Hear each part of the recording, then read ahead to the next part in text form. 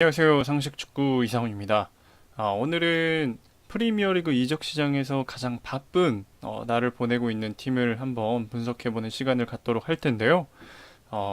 그 팀은 바로 리버풀인데요.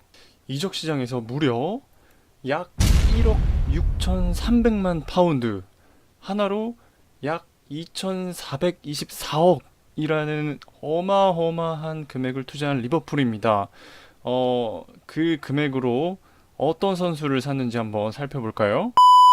리버풀이 가장 원했던 포지션이죠. 바로 골키퍼. 자, 그 골키퍼로 이번 월드컵 2018 러시아 월드컵에서 브라질 국가대표 수문장이었던 알리송을 5,600만 파운드라는 거금을 들여서 데리고 옵니다. 약 833억이에요.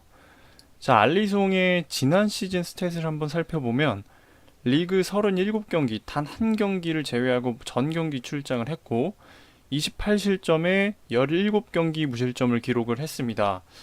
이 정도 스탯이라면 충분히 여러 강팀에서 데리고 오기에 상당히 좋은 실력을 갖고 있다라고 할 수가 있겠는데, 여러분 다들 아시다시피 지난 시즌 챔피언스리그 결승전에서 리버풀 골키퍼 카리우스가 저질렀던 실수 때문에 리버풀은 결국엔 골키퍼를 데려온 거예요.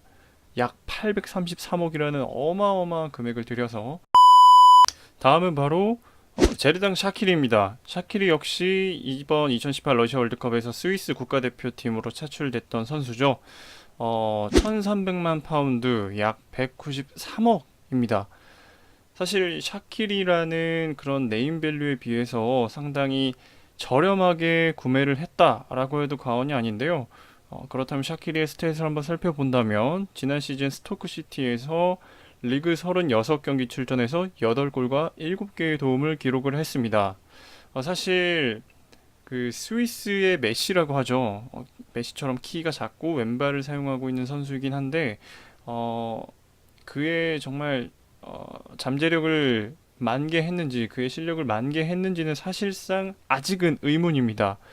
그렇기 때문에 샤키리를 클럽 감독이 데려옴으로써 리버풀에서 그 샤키리의 잠재력을 어디까지 끌어낼 수 있을지 지켜봐야 할 포인트라고 할 수가 있겠습니다. 다음 선수는 AS 모나코에서 데려온 파비뉴예요. 4천만 파운드, 약 595억을 주고 데려온 선수인데요. 리버풀의 핵심 홀딩 미드필더였던 엠레찬이 이적을 하게 되면서 그 자리가 비게 됐죠. 그렇기 때문에 핸더슨의 파트너로 파비뉴를 선택을 했습니다. 파비뉴의 지난 시즌 스탯을 살펴보면 리그 34경기 출전해서 7골과 4개의 도움을 기록을 했습니다.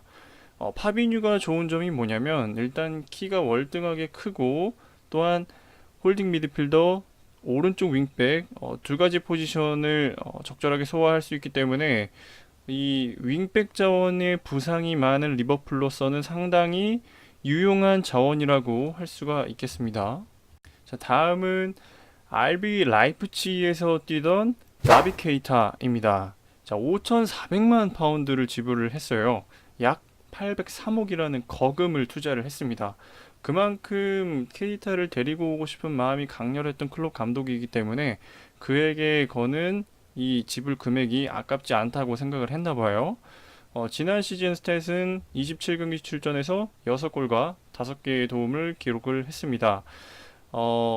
케이타에게 충분히 이럴 만한 가치가 있다라고 생각을 해요. 왜냐하면 미드필더 전 지역을 소화를 할 수가 있고, 또한 플레이 스타일이 상당히 영리하고 칸테와 같은 그런 모습을 보여주고 있기 때문에 충분히 리버풀의 그 허리 라인에 새로운 산소를 좀 공급해 줄 만한 선수가 왔다고 생각을 합니다. 자, 그렇다면 리버풀의 좀 분석 포인트를 몇 가지 좀 살펴보도록 할게요. 자, 먼저 골키퍼 보강을 했습니다. 하지만 리버풀 골키퍼 계보는 좋지 못하다. 자, 이걸 왜 적어놨냐면 일단은 지금 카리우스, 미뇰레 골키퍼 두 골키퍼가 지금 2강 체제로 경쟁을 하고 있잖아요. 그 중에 그 전 선수들을 살펴본다면 예전에 두덱 기억하시나요? 그 폴란드 골키퍼 두덱, 그리고 레이나, 미뇰레, 카리우스, 이런 식으로 흘러오는 리버풀의 골키퍼 계보인데 이 네 선수 모두 실수투성이었습니다. 그렇기 때문에 어떻게 보면 리버풀에 오면 좀 골키퍼의 무덤이 되는 것이 아닌가라는 그런 우려도 있을 수 있어요. 그렇기 때문에 알리송이 잘하고 뭐 실수가 없고 그런 선수라고 할지라도 혹시 모릅니다. 안필드 골대 앞에 서 있는 그 리버풀 골키퍼는 언제 어떻게 될지 몰라요. 그렇기 때문에 알리송도 실수가 나올 수도 있습니다. 이거는 한번 지켜봐야 되는 거예요. 실수가 나오지 말라는 법은 없기 때문에 반드시 지켜봐야 할 상황입니다. 알리송이 과연 이 저주를 끊을 수 있을 것인지 아니면 알리송 역시나 이 저주의 피해자가 될지는 한번 지켜봐야 되겠습니다. 자, 두 번째 포인트는 바로 강력한 미드필더 라인, 캉테와 비슷한 케이타가 핵심이 될 예정입니다. 이 케이타 선수의 플레이를 한번 보시면 캉테와 상당히 유사하다고 생각을 해요. 캉테도 많이 뛰고 앞으로 전진하고 뒤로 후진하고 이렇게 박스 투 박스 형태의 미드필더라고 한다면 케이타 역시 뒤로 갔다가 앞으로 갔다가 계속 이렇게 빨리 움직일 수 있는 그런 선수이기 때문에 상당히 리버풀 허리라인이 강해질 것이고 또한 체력적으로 유기적으로 활발히 움직이는 선수가 한 명 있기 때문에 수비와 공격을 잘 이어주는 이 역습 패턴이 상당히 좋아질 것이라고 생각을 합니다. 라이프치히를 상위권으로 올려놓은 선수 중에 한 명인 케이타이기 때문에 충분히 기대해볼 만해요. 예를 들어서 레스터 시티가 우승을 했을 때 캉테, 마레즈, 제이미 바디 이렇게 있었다면 라이프치히는 케이타, 포르스베리, 티모 베르너 이런 식으로 구성이 되어 있는 거예요.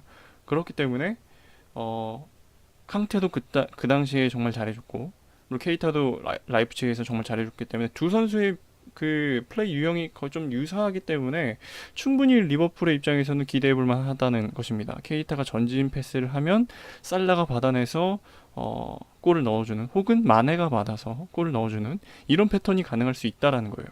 예전에 뭐 제라드 토레스 라인처럼 그런 라인이 형성될 수도 있을 가능성이 상당히 높아졌습니다.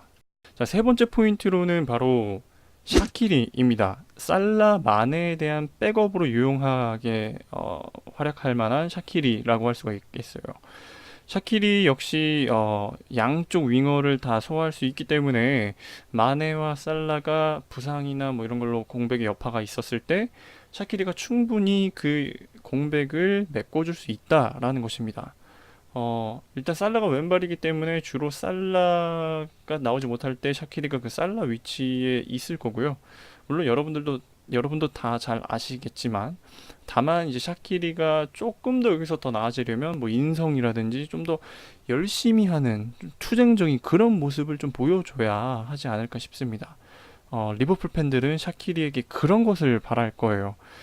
일단 지난 시즌 8골을 기록을 했기 때문에 이번 시즌 뭐 충분히 주전 경쟁에서 물론 밀려나겠지만 기회가 왔을 때 그 기회를 잘 잡을 수 있다면 그래서 리그 두 자릿수 골을 만들 수만 있다면 리버풀이 우승하는데 큰 공헌을 한 어떻게 보면 식스맨이라고 할 수 있는 선수는 바로 샤키리가 될 수 있을 가능성이 상당히 높습니다.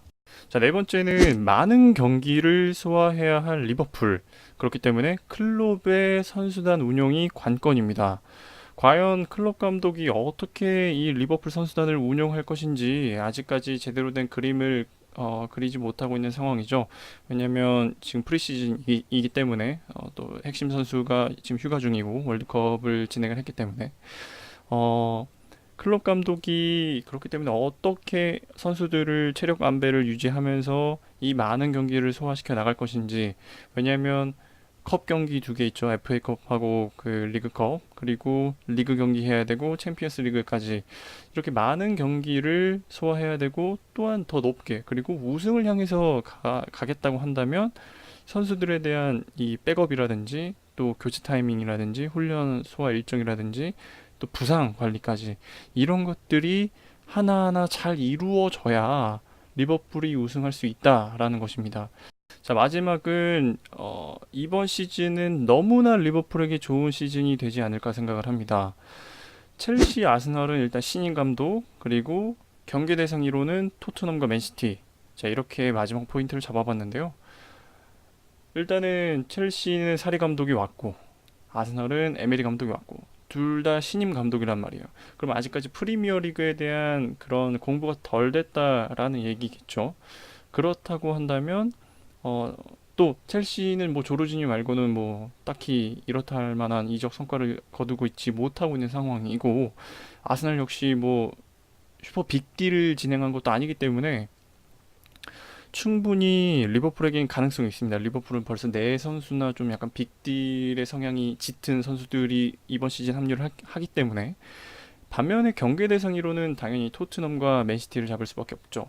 왜냐면 맨시티는 지난 시즌 챔피언이고 토트넘 역시 지금 바뀐 선수가 없어요. 판타스틱 4가 이루어지고 있죠. 케인, 에릭센, 손흥민, 그리고 델레 알리 이렇게 판타스틱 4가 이루어지고 있기 때문에 그 선수들에 대한 유출이 없었어요. 그러다 보니까 이 선수들이 지난 시즌과 같은 혹은 더 우월한 스탯을 보여준다면 리버풀은 이번 시즌 우승이 또 힘들어집니다. 그렇기 때문에 이 디펜드 챔피언과 또한 판타스틱 4로 불리는 이 토트넘 이 두 팀을 만났을 때 리버풀이 과연 어떤 경기력을 보여줄 것이냐. 리버풀이 이 두 팀을 상대로 승리를 가져간다면 리버풀은 점점 더 우승할 가능성이 높아지게 된다. 자, 그러나 리버풀의 우승이 실현이 되려면 역시나 제가 마지막으로 짚어드렸던 토트넘과 맨시티를 어떻게 무너뜨릴 것이냐, 그리고 의적풀이라는 이 5점을 어떻게 씻어낼 것이냐가 이번 시즌 리버풀이 우승할 수 있느냐 없느냐를 결정해줄 상황이라고 생각을 합니다. 네, 오늘은 좀 리버풀에 대해서 살펴봤는데요. 아무래도 리버풀 팬들이 많고 게다가 리버풀이 좀 이번 이적 시장에서 정말 좋은 성과들을 보여주고 있기 때문에 좀 하루빨리 리버풀에 대해서 분석을 해보는 게 좋겠다라고 판단을 했습니다. 리버풀 팬들 또 뭐 다른 맨유 팬들, 뭐 다른 프리미어리그 팬들 너무 화내시지 마시고 언제까지나 저만의 주관적인 의견이기 때문에 충분히 여러분의 의견이 다를 수 있다라는 거 이해합니다. 그렇기 때문에 비난은 삼가주시고 다만 여러분의 의견도 또한 소중하니까 댓글로 이렇게 좀 소통을 하는 그런 문화를 만들어 나갔으면 좋겠습니다. 자, 오늘 상식 축구의 리버풀 분석은 여기까지고요. 다음에 또 찾아뵀으면 좋겠습니다. 네, 그럼 안녕.